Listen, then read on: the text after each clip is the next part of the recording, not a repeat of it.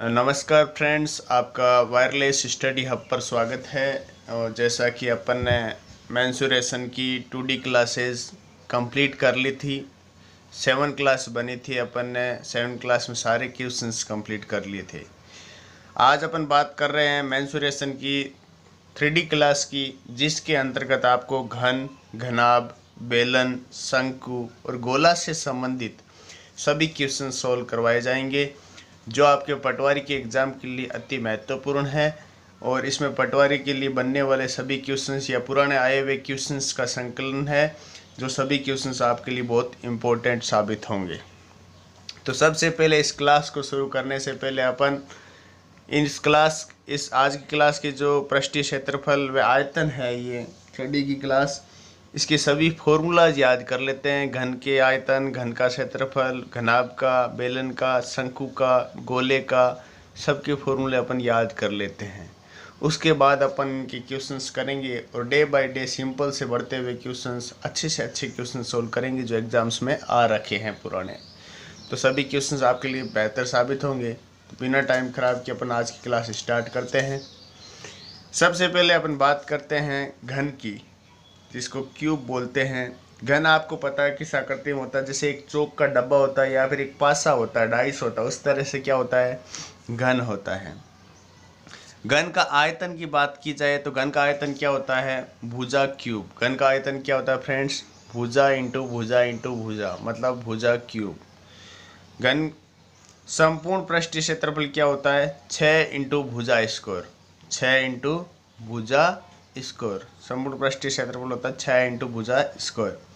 घन का विकिरण क्या होता है, √3 इंटू भुजा। क्या होता है, √3 इंटू भुजा। ये सभी फॉर्मूलाज आपको एक अपने रजिस्टर में लिखने हैं और याद करने हैं, ताकि आगे अपन क्वेश्चंस करेंगे तो बहुत जल्दी क्वेश्चंस हो जाएंगे। फॉर्मूलाज तो आपको याद करने पड़ेंगे। बात करते हैं अपन घनाभ की। घनाभ जैसे अपनी ईंट होती है, ईंट के आकार का होता है। इसका आयतन है जो लंबाई, चौड़ाई और ऊंचाई को मल्टीप्लाई करना है। घनाभ का आयतन क्या होता है, लंबाई इंटू चौड़ाई इंटू ऊंचाई। संपूर्ण पृष्ठीय क्षेत्रफल क्या होता है, पूरे पृष्ठ का क्षेत्र, ऊपर नीचे आगे पीछे पूरा संपूर्ण पृष्ठीय क्षेत्रफल। जैसे ये एक ईंट है तो इसके नीचे का हिस्सा, ऊपर का हिस्सा, इधर का, चारों साइड का, सबका संपूर्ण पृष्ठीय क्षेत्रफल क्या होगा, तो आपको देखना 2 इंटू कोष्टक लंबाई इंटू चौड़ाई प्लस चौड़ाई इंटू ऊंचाई प्लस ऊंचाई इंटू लंबाई। ये 2 बारी ऊंचाई काउंट होती है, 2 बारी चौड़ाई, 2 बारी लंबाई। इस कारण अपन ने 2 कॉमन ले लिया और इसको फॉर्मूले के रूप में लिख दिया। घनाभ का विकिरण की बात करें तो रूट ऑफ लंबाई स्क्वायर प्लस चौड़ाई स्क्वायर प्लस ऊंचाई स्क्वायर। तो ये दोनों अब घन और घनाभ की बात हो चुकी है। इसके बाद बात करते हैं अपन फ्रेंड्स बेलन की।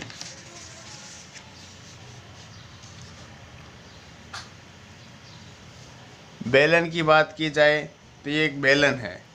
बेलन देखो, बेलनाकार आकृति, ये नहीं है कि भाई बेलन के डंडे कहाँ हैं, इसमें डंडे वाली बात भूल जाना। तो ये एक बेलन है जिसमें ये एक वर्ताकार, ये इधर से वर्ताकार ये है। तो इसमें जो ये होगी, ये क्या होगी, अपनी त्रिज्या होगी, और ये जो अपना होगा ये क्या होगी, अपने इस बेलन की हाइट होगी।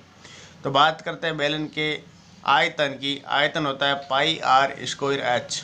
आयतन क्या होता है, पाई आर स्क्वायर एच। वक्र या तिर्यक पृष्ठीय क्षेत्रफल क्या होगा, बेलन का वक्र या वक्र पृष्ठीय क्षेत्रफल बोलते या तिर्यक पृष्ठीय क्षेत्रफल, तो आपको लिखना है 2 पाई आर एच। क्या है, 2 पाई आर एच। ये सभी आपको याद करने पड़ेंगे। उसके बाद अपन क्वेश्चंस करेंगे। नंबर 3 बात करते हैं संपूर्ण पृष्ठीय क्षेत्रफल। तो संपूर्ण पृष्ठीय क्षेत्रफल होगा इसका बेलन का 2 pi R H plus 2 pi are square. देखो ये 1 पाई आर स्क्वायर, ये पे 1 पाई आर स्क्वायर, तो pi are square plus pi are square कितना हुआ, 2 पाई आर स्क्वायर, और इसका कितना हुआ, 2 पाई आर एच। इन दोनों को जब अपन जोड़ेंगे तो ये संपूर्ण पृष्ठीय क्षेत्रफल हो जाएगा। अब इसमें अभी अपन 2 पाई आर कॉमन ले लेंगे तो सूत्र क्या बन जाएगा, 2 pi are कोष्टक H plus are. उसके बाद अपन बात करते हैं शंकु की। शंकु की बात करें तो शंकु है जो एक टोपी के आकार का होता है, जैसे केप के आकार का, जैसे ये शंकु है, जो बर्थडे वगैरह पे केप आती है उस आकार का होता है। तो ये केप के आकार का, या फिर अपन कहे तो कोण के आकार का, आइसक्रीम आती है कोण वाली, उस आकार का क्या होता है, शंकु होता है। इसका आयतन की बात, ये इसकी हाइट हो गई, ये इसकी लंबाई या तिर्यक ऊंचाई बोल सकते हैं इसको, ये इसका क्या त्रिज्या हो गई ये वाली। अब आयतन की बात करें, आयतन क्या होता है, 1/3 pi are square H, 1/3 pi are square H. वक्र या तिर्यक पृष्ठीय क्षेत्रफल क्या होगा, पाई आर एल। वक्र या तिर्यक पृष्ठीय क्षेत्रफल क्या होगा, पाई आर एल। अगर आपको इनमें से कोई एक दो ज्ञात दे रखी और एक ज्ञात करनी, तो देखो आपको ये पता हो तो ये समकोण त्रिभुज बन रहा है, तो वही अपन पाइथागोरस प्रमेय वाला सूत्र लगा के इसकी हाइट लंबाई ये ज्ञात कर सकते हैं। बात करें संपूर्ण पृष्ठीय क्षेत्रफल की, तो pi R L plus pi are square. तो भाई संपूर्ण पृष्ठीय वक्र पृष्ठीय क्षेत्रफल pi R L plus pi are square, मतलब ये वर्त वाला, तो टोटल क्षेत्रफल क्या हो जाएगा, संपूर्ण पृष्ठीय पाई आर कॉमन ले लेंगे, कोष्टक एल प्लस आर। तो ये बात हो गई शंकु की। उसके बाद अपन बात करते हैं गोले से संबंधित क्वेश्चंस फॉर्मूलाज की। ये है गोला, जैसे गेंद के आकार का होता है गोला। गोले के आयतन की बात करें तो 4/3 पाई आर क्यूब, गोले का आयतन होगा 4/3 पाई आर क्यूब। गोले का पृष्ठीय क्षेत्रफल संपूर्ण पृष्ठीय वक्र पृष्ठीय एक ही होता है, तो गोले का पृष्ठीय क्षेत्रफल हो गया 4 पाई आर स्क्वायर। क्या हो गया, 4 पाई आर स्क्वायर। अब बात करें अपन लास्ट अर्धगोले की, सेमी स्फेयर। अर्धगोले की बात करें तो अर्धगोले का आयतन क्या हो जाएगा, 2/3। गोले का 4/3 तो इसका 2/3 पाई आर क्यूब। अर्धगोले का वक्र पृष्ठीय क्षेत्रफल हो जाएगा 2 पाई आर स्क्वायर। इसका 4 पाई आर स्क्वायर होता है पृष्ठीय क्षेत्रफल, इसका वक्र पृष्ठीय क्या हो जाएगा, 2 पाई आर स्क्वायर। अर्धगोले का संपूर्ण पृष्ठीय क्षेत्रफल बात ज्ञात करें तो वक्र पृष्ठीय क्षेत्रफल प्लस जो वर्ताकार घेरा बनेगा उसका क्षेत्रफल, तो 2 pi are square plus pi are square कितना हो जाएगा, 3 पाई आर स्क्वायर। ये मैंने आपको 17 फॉर्मूले लिखाए हैं। तो ये घन, घनाभ, बेलन, शंकु, गोले से संबंधित ये 17 फॉर्मूलाज है, इनको आपको याद करना है। उसके बाद अपन अब धीरे धीरे छोटे मोटे क्वेश्चन सॉल्व करने स्टार्ट करेंगे, जो सभी क्वेश्चंस आपकी पटवारी के एग्ज़ाम के लिए महत्वपूर्ण साबित हो सकते हैं। तो बढ़ते हैं अपन आज के क्वेश्चंस की तरफ। उससे पहले आपको एक ये नोट लिखना पड़ेगा, जो आपके लिए बहुत ही अच्छे से साबित होगा। जैसे एक नोट है, मैंने क्वेश्चन से संबंधित ही लिखा है। बार बार आपके क्वेश्चंस आते हैं कि एक कोई घनाभ है या एक कोई घन है या एक कोई गोलाकार वस्तु है, उसको काट कर कोई दूसरी वस्तु बनाई जाती है, तो बताइए उस वस्तु की संख्या कितनी होगी। तो मैंने कहा नोट लिखो, जब किसी एक बड़ी वस्तु से एक समान छोटी वस्तु बनाई जाए तो बनने वाली छोटी वस्तु की संख्या ज्ञात करनी हो, तब आपको क्या करना है, बड़ी वस्तु का आयतन, जो भी आयतन है आपको फॉर्मूला जब भी बताया था, बड़ी वस्तु का आयतन बटा छोटी वस्तु का आयतन, ऐसा करोगे तब आपके पास बनने वाली वस्तु की संख्याओं, जो भी ज्ञात करनी वो संख्याओं की संख्या आपके पास आ जाएगी। अब दूसरे नोट की बात करें तो एक वस्तु को दूसरी वस्तु में परिवर्तित किया जा रहा है, जब एक वस्तु को दूसरी वस्तु में बदला जाता है तब उसका आयतन क्या है, हमेशा समान रहता है। मैंने कहा आपको एक ये पेन दे दिया, इस पेन के आपको टुकड़े करने बराबर संख्या में, मतलब 10 सेंटीमीटर का मान लो, इसके 2-2 सेंटीमीटर के टुकड़े करने हैं। तो मैंने कहा जब इन टुकड़ों को वापस जोड़ूंगा तो बनेगा तो इतना का इतना, ऐसा तो है नहीं, इससे बड़ा बन जाएगा। तो आयतन क्या होता है, आयतन तो ये बाहर वाला जो भी जितनी लंबाई चौड़ाई दूरी वगैरह जो भी है, ये आयतन ही होगा। जैसे एक मैं आयतन इसमें बना देता हूँ, जैसे एक मैंने ये त्रिभुज बना दिया मान लो, अब इसके आयतन की बात करिए, चारों ओर का घेरा है, ये क्या है, इसका आयतन ही है। तो भाई आयतन तो हमेशा क्या रहेगा, बराबर ही रहेगा। तो अभी अपन एक इसको क्वेश्चन द्वारा समझ लेते हैं। तो एक छोटा सा क्वेश्चन है, क्वेश्चन क्या कहता है आपको फ्रेंड्स, कि 10 सेंटीमीटर भुजा वाले घन से 2-2 सेंटीमीटर भुजा वाले कितने घन बनाए जा सकते हैं। बोला कि एक बड़ा घन है और जो घन है 10 सेंटीमीटर का, और एक छोटे छोटे घन बनाने 2-2 सेंटीमीटर के, कितने घन बनाए जा सकते हैं। मैंने कहा सूत्र क्या था, बोला बड़ी वस्तु का आयतन बटा छोटी वस्तु का आयतन। और घन का आयतन होता क्या है, बोला सर घन का आयतन तो होता है भुजा इंटू भुजा इंटू भुजा, मतलब भुजा क्यूब होता है। बोला हाँ जी सर। तो मैंने कहा कोई दिक्कत नहीं है, लिखो बड़ी वस्तु बटा छोटी वस्तु। बड़ी वस्तु का आयतन बटा छोटी वस्तु का आयतन। यहाँ पे तो दोनों वस्तुएं क्या है, घन है, तो कोई दिक्कत नहीं, घन का आयतन लिख दो। बड़ी वस्तु का आयतन क्या हो जाएगा 10 × 10 × 10, क्योंकि घन का आयतन क्या होता है भुजा क्यूब। छोटी वस्तु 2 है तो 2 × 2 × 2 छोटी वस्तु का आयतन हो गया। बड़ी वस्तु के आयतन में छोटी वस्तु का आयतन का भाग देंगे तो अपने पास क्या आ जाएगी भाई, छोटी वस्तु है जो कितनी बनाई जा सकती है, कितने घन बनाए जा सकते हैं। मैंने कहा 2 का पड़ा 5 बार, 2 का 5 बार, 2 का 5 बार, 5 × 5 × 5, 5 का क्यूब कितना होता है, बोला सर 125। तो मैंने कहा कितने घन बनाए जा सकते हैं, बोला सर 125 घन बनाए जा सकते हैं। अगर आपको उस टाइम पे ये फॉर्मूला याद नहीं आता है तब भी आप इसका आंसर याद कर सकते हो। बोला कैसे, मैंने कहा घन आपको बनाना आता है, बोला सर हाँ। मैंने कहा कैसे बनाते हैं, मैंने कहा ऐसा आप एक घन बना लो,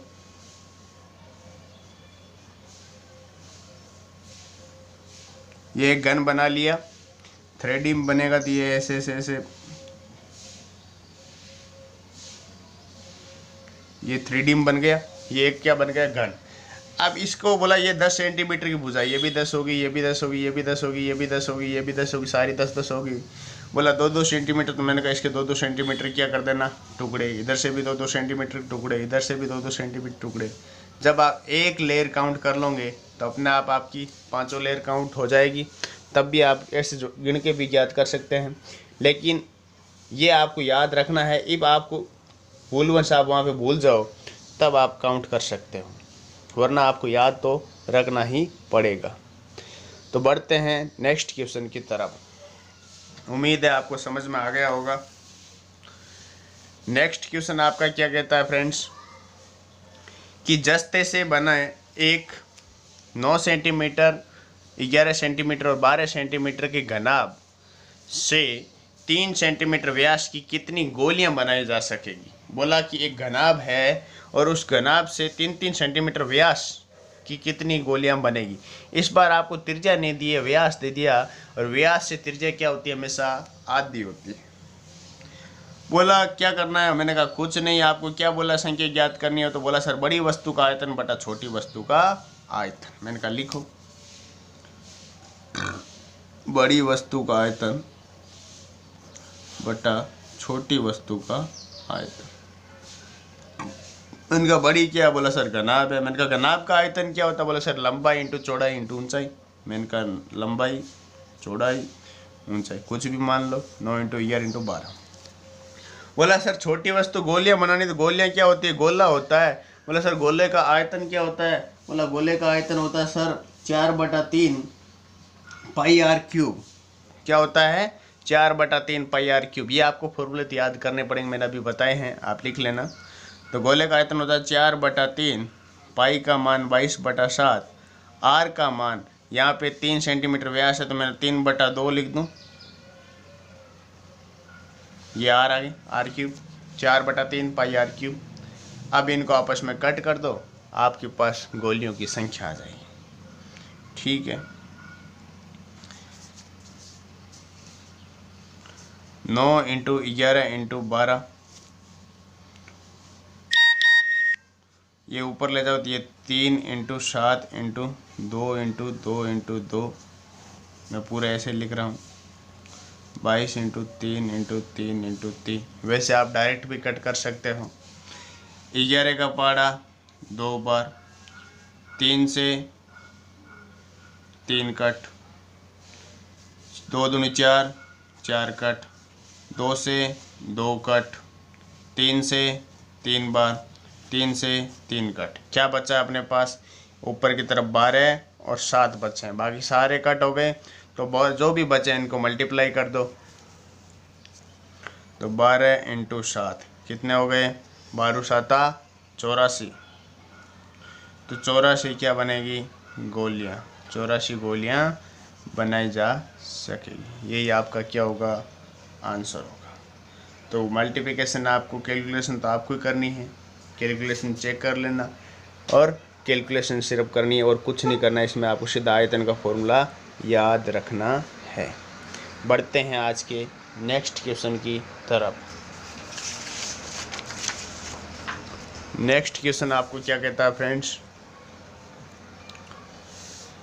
कि 10.5 सेंटीमीटर त्रिज्या वाले धातु के गोले को पिघलाकर 3.5 सेंटीमीटर त्रिज्या वाले तथा 3 सेंटीमीटर ऊंचाई वाले शंकुओं में परिवर्तित किया जाता है। तो बताओ शंकुओं की संख्या क्या होगी। बोला एक गोला था, उससे अपने को क्या बनाने हैं, छोटे छोटे शंकु बनाने हैं।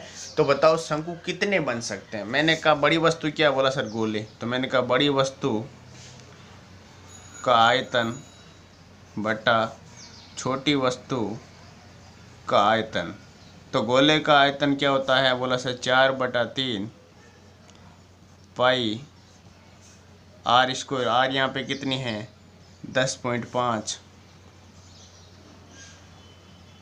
आर क्यूब है ना 10.5 इंटू 10.5 इंटू 10.5 आर क्यूब हो गया 4/3 pi R cube, pi R cube.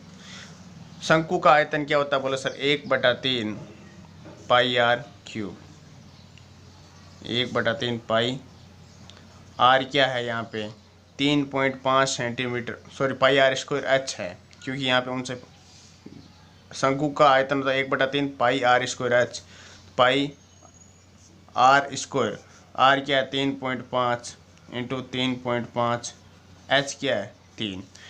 तो ये हो गया बड़ी वस्तु का आयतन, ये हो गया छोटी वस्तु का आयतन। अगर इधर आप लिखना चाहो तो लिख दो 4/3 pi R cube, 1/3 pi are square H. ये इनके आयतन का फॉर्मूला है। ये तो आपको याद करना होगा, मैंने पहले भी आपको लिखाया है। जो कट रहा है उसे आप काट दो। पाई से पाई कट गया, ये 3 से 3 कट गया, ऊपर जाए कट जाएगा। पॉइंट से पॉइंट कट कर दो जहाँ पे कट हो रहा है। मैंने कहा ये रहा, ये पॉइंट कट कर दो, ये रहा, ये पॉइंट कर दो। इस पॉइंट को हटाना है तो अगर 0 लगाओ तो 0 लगा दो, 30 हो जाएगा। तो जहाँ पे कटा 35 से कम 35, 35 दूना 70, 35 तिया 105, 35 तिया 105। 3 से 3 कटा, नीचे के सारे कट के, ऊपर क्या क्या बचा है उनको कैलकुलेशन कर लो। ऊपर बोला 4 10.5 इंटू 3, इतना ही बचा है, ठीक है। तो इनको मल्टीप्लाई कर दो, 4 तिरी 12, 12 इंटू 105, 105 इंटू 12, 10.5 एक बार 105, 12 पंजे कितने होते हैं 60, 12 एकम 12, पॉइंट एक संख्या के बाद में तो कितना हुआ, बोला सर 126। तो 126 आपका क्या हो जाएंगे, 126 क्या बन जाएंगे, शंकु बन जाएंगे। शंकु कितने बन जाएंगे 126। ये आपका क्या हो जाएगा फ्रेंड्स आंसर 126। तो ये 126 आपका आंसर हो गया। तो आपको समझ में आ गया कि बड़ी वस्तु में हमेशा छोटी वस्तु का भाग देना है, जिससे आपकी जो छोटी वस्तु के बनने वाली संख्या है वो आपको ज्ञात हो सकती है। बढ़ते हैं आज के नेक्स्ट क्वेश्चन की तरफ फ्रेंड्स। और आज का लास्ट क्वेश्चन क्या कहता है कि 4 सेंटीमीटर 3 सेंटीमीटर 4 सेंटीमीटर लंबी 4 मीटर लंबी 3 मीटर ऊंची तथा 13 सेंटीमीटर चौड़ी दीवार बनाने के लिए 20 सेंटीमीटर लंबी 12 सेंटीमीटर चौड़ी तथा 6.5 सेंटीमीटर ऊंची कितनी ईंटों की संख्या होगी। मैंने कहा देखो दीवार की बात हो रही है, और दीवार किस में होती है, दीवार की बात हो रही है। तो दीवार एक घनाभ की आकृति की होती है और ईंट भी क्या होती है, घनाभ की आकृति की होती है। मैंने कहा बड़ी वस्तु बटा छोटी वस्तु, बड़ी वस्तु का आयतन बटा छोटी वस्तु का आयतन। मैंने कहा घनाभ का आयतन क्या होता है, बोला सर लंबाई इंटू चौड़ाई इंटू ऊंचाई। मैंने कहा यहाँ देखो ये सारी सेंटीमीटर है तो ऊपर वाली सेंटीमीटर में लिख सकते हैं ना, बोला ठीक है। मैंने कहा 4 मीटर है, एक बार 4 लिख दो, 3 का 3 लिख दो, 13 सेंटीमीटर है ही। इस मीटर को सेंटीमीटर में बदला 100 से गुणा कर दिया, इससे मीटर को सेंटीमीटर में बदला 100 से गुणा कर दिया। तो ये 400 300 ऐसे भी लिख सकते हैं, और बराबर इंटू 100 लिखे तो भी कोई दिक्कत नहीं है। 400 सेंटीमीटर पे कह सकता हूँ, 300 सेंटीमीटर और 13 सेंटीमीटर पे कह सकता हूँ। तो मैंने घनाभ का आयतन लिख दिया, ऊपर वाले का नीचे वाला सेंटीमीटर में दे रखा, तो सीधा लिख दो 20 इंटू 12 इंटू 6.5 इस पॉइंट को भी मैं हटा लेता हूँ, तो यहाँ पे एक 0 लगा देता हूँ जिससे मेरा पॉइंट हट जाएगा। पॉइंट हटा दिया। अब अपन आराम से कैलकुलेशन कर सकते हैं। रकम 13 है, 13 पंजे 65, 20 एकम 20, 20 पंजे 100, 5 से 5 कट, 4 से 3 बार, 3 से 3 कट। अपने पास टोटल मिला के बचा कितना है? बोला सर 1000 बचा, बाकी सारे के सारे कट हो गए। तो मैंने कहा कितनी ईंटों की आवश्यकता होगी? बोला सर 1000 ईंटों की आवश्यकता होगी। कितनी? 1000 ईंटों की आवश्यकता होगी। यही आपका क्या है? आंसर। तो फ्रेंड्स, इसी तरह अपन और भी क्वेश्चंस पढ़ते रहेंगे। आज के लिए बस इतना ही। आगे अपन और भी इससे अच्छे अच्छे क्वेश्चंस देखेंगे। ये अभी तो आज तो बेसिक क्लास थी जिसमें सिंपल क्वेश्चंस थे। आगे भी ऐसे ही क्वेश्चंस हमेशा सिंपल होते हैं, बस उनकी लैंग्वेज पे डिपेंड करता है कि लैंग्वेज कैसे समझ में आती है कि नहीं आती। बस आपको एग्ज़ाम में थोड़ी लैंग्वेज थोड़ा हार्ड दे दिया जाता है जिससे आप कंफ्यूज हो जाते हो। तो मैं गारंटी लेता हूँ कि आपके सभी क्वेश्चंस जिस तरह के एग्ज़ाम में आएंगे वो सारे क्वेश्चंस मैं आपको करवाऊँगा। आज के लिए बस इतना ही। उम्मीद है कि आप पढ़ रहे होंगे और अच्छे से पढ़ाई करो, मेहनत करो। जय हिंद, जय भारत।